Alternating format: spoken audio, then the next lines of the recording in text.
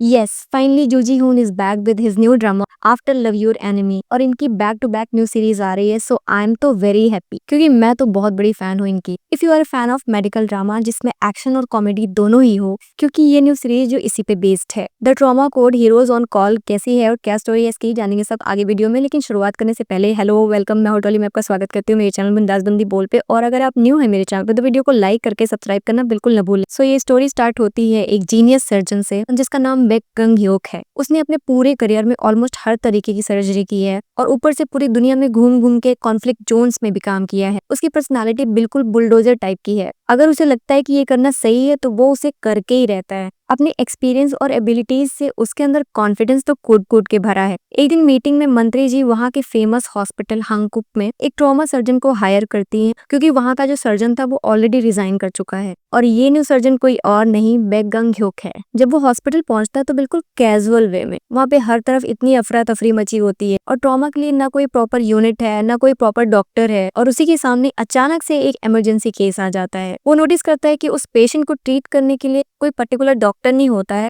वहाँ पे एक रूगी डॉक्टर उसे देख रहा होता है जो किसी और डिपार्टमेंट का है और इमरजेंसी में उसे बुलाया गया है ट्रीट करने के लिए। एक्चुअली इस ट्रॉमा सेंटर का जो इंचार्ज था उसने हॉस्पिटल छोड़ दिया क्योंकि ट्रॉमा का हाल यहाँ पे बहुत खराब होता है और उसी की जगह फिलअप करने के लिए बेक गंग ह्योक को बुलाया गया है। वो बस ऐसे ही देखने के लिए वहां चला जाता है और जो सब्स्टिट्यूट डॉक्टर होता है वो काफी नर्वस होता है, उसके हाथ शिवर कर रहे होते हैं क्योंकि उसने कभी ट्रॉमा पेशेंट को ट्रीट नहीं किया होता है और ऑपरेशन तो बहुत दूर की बात होती है। और धीरे धीरे पेशेंट की हालत बहुत ही ज्यादा क्रिटिकल होती चली जाती है। वो उसे बचाना तो चाहता है लेकिन उसे पता नहीं कि कैसे क्या किया जाए और ये देख के बेक गंग ह्योक खुद को रोक नहीं पाता है और वो सब्स्टिट्यूट डॉक्टर को हटा के खुद ही उस पेशेंट का चार्ज ले लेता है। ये सब्स्टिट्यूट डॉक्टर यंग जे वॉन है जिसे समझ नहीं आता कि आखिर ये कौन है और कहाँ से आ गया। बेक गंग ह्योक सीधे ऑपरेशन करने लगता है और ऑपरेशन करने के बाद वो अपना इंट्रोडक्शन देता है कि वो ट्रॉमा का नया इंचार्ज है, वो यहाँ का मेन सर्जन है और उसी के अंडर आती हैं ये सारी चीजें। एक्चुअली बेक गंग ह्योक का आज ही फर्स्ट डे है और उसका आज ही ज्वाइनिंग सेरेमनी भी है, बट वो यहाँ इमरजेंसी पेशेंट देखने की वजह से अपना सेरेमनी थोड़ा डिले कर देता है। सो उस सेरेमनी में जितने भी लोग प्रेजेंट होते हैं सब बातें करने लगते हैं कि देखो इनका प्रोफेशनलिज्म, साफ पता चलता है कि ये सिफारिश से आया है। और वहीं पे इतनी सारी बातें होने लगती हैं कि इसने एक नॉर्मल सी यूनिवर्सिटी में पढ़ाई की है, ये ऑलमोस्ट पूरे करियर में बाहर ही रहा है, तो अभी वापस क्यों आया और अगर आया तो यहाँ क्यों आया। वो अपने एरिया का इतना एक्सपर्ट है लेकिन मंत्री जी से इसका क्या कनेक्शन जो इतनी सिफारिश से यहाँ पे आया। और इन सब के बीच में बेक गंग ह्योक अपना ऑपरेशन कंप्लीट करके इंट्रोडक्शन सेरेमनी में आता है और बिना किसी को ग्रीट किए हुए सीधे जाके सिर्फ और सिर्फ हॉस्पिटल की हालत के बारे में बात करने लगता है। जब उससे बोला जाता है कि तुम्हें माफी मांगनी चाहिए देर से आने के लिए,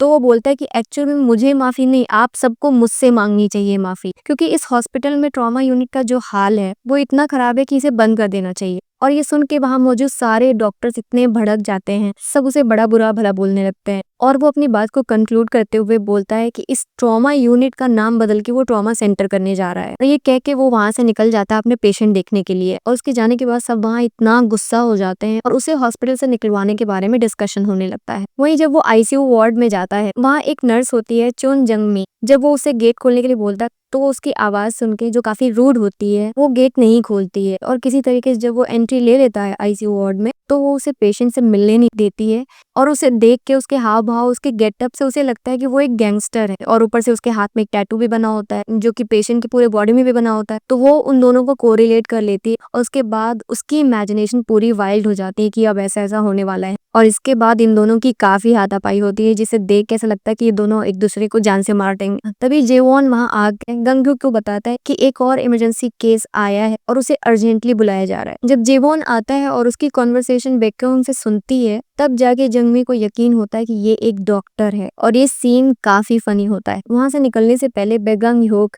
जंगमी का निकनेम गैंगस्टर रख देता है और वहां से निकलने के बाद वो जेवॉन को हेलीकॉप्टर से उस लोकेशन पे ले जाता है जहाँ पे वो पेशेंट मौजूद होता है और ये वाला सीन पूरा फिल्मी स्टाइल का होता है जिसमें एक्शन है, कॉमेडी है और उस पेशेंट को रेस्क्यू करके वो हॉस्पिटल वापस लाते हैं। वहां से वापस आने के बाद गंग ह्योक जेवॉन को अपनी टीम ज्वाइन करने के लिए बोलता है लेकिन जेवॉन ऑलरेडी अपना स्पेशलाइजेशन कर रहा होता है और वो किसी और के अंडर नहीं बल्कि जनरल मेडिसिन का जो डायरेक्टर होता है उसके अंडर कर रहा होता है। वहीं जनरल मेडिसिन का जो डायरेक्टर है हन यूरिम उसे पूरी तरीके तरीके से समझ में आ गया है कि बेक गंग ह्योक उसके स्टूडेंट को चुराने वाला है। सो वो जेवॉन को काफी तरीके से कन्विंस करने की कोशिश करता है, लाइक तुम्हें मेरे अंडर रहने से ये बेनिफिट होगा, मेरे पास इतने सर्टिफिकेशंस हैं, मैं यहाँ गया, मैं इनसे मिला, मुझे इतने अवार्ड्स मिले, मुझे इतने सर्टिफिकेट्स मिले, अगर तुम मेरी राह पे चलोगे तुम्हें भी ऐसा सब कुछ मिलने वाला है, एंड एक्सेट्रा एक्सेट्रा। और इसके बाद भी बेक गंग ह्योक उसे कन्विंस कर लेता है उसकी टीम को ज्वाइन करने के लिए, जो कि काफी शॉकिंग और फनी मोमेंट होता है। वहीं हॉस्पिटल का जो डायरेक्टर है वो नए नए तरीके खोज रहा है बेक गंग ह्योक को अपने हॉस्पिटल से निकालने का। वो उसे प्राइवेटली एक मीटिंग के लिए बुलाता है, लेकिन मजेदार बात ये होती है कि बेक गंग ह्योक को पहले से ही पता चल जाता है कि वो क्या बोलने वाला है। सो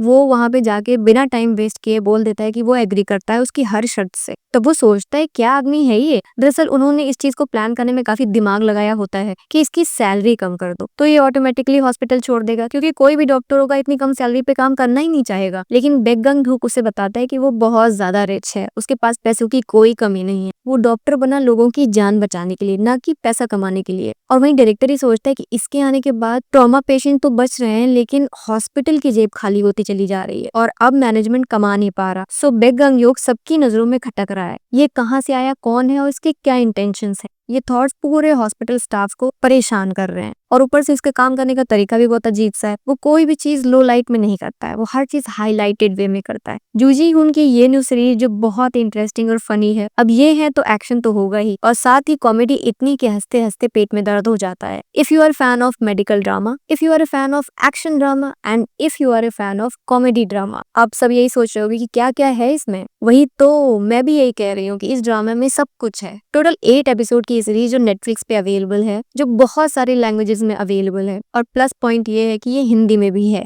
तो देर किस बात की, इसे अभी चेकआउट करो। और अगर आप चाहते हो कि इसकी फुल स्टोरी में एक्सप्लेन करूं तो मुझे मेरे कमेंट सेक्शन में लिख के बताओ फुल स्टोरी। ऐसी और वीडियोस के लिए मेरे चैनल को लाइक करके सब्सक्राइब करना बिल्कुल ना भूलें। That's all for today now, मिलते हैं नेक्स्ट वीडियो में, तब तक के लिए take care of yourself and keep watching me. Bye bye.